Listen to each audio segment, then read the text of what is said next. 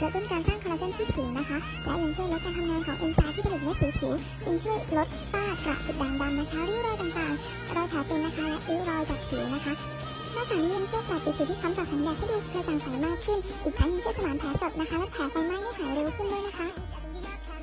ตัวต่อมาเป็นเดย์ครีมนะคะครีมบำรุงผสมกันแดดในตัวบำรุงพร้อมปกป้องผิวจากรังสี UVA และ UVB นะคะได้ถึง50 เท่าเลยโดยไม่ทำให้เกิดการระคายเคืองและผิวแพ้ง่ายหรือผู้ที่แพ้สารกันแดดนะคะพร้อมส่วนผสมที่ช่วยบำรุงผิวให้เป็นฟางสดใสนุ่มลื่นนะคะได้อย่างมีประสิทธิภาพพร้อมกันน้ำกันเหงื่อผิวสว่างใสขึ้นทันทีที่ทาค่ะ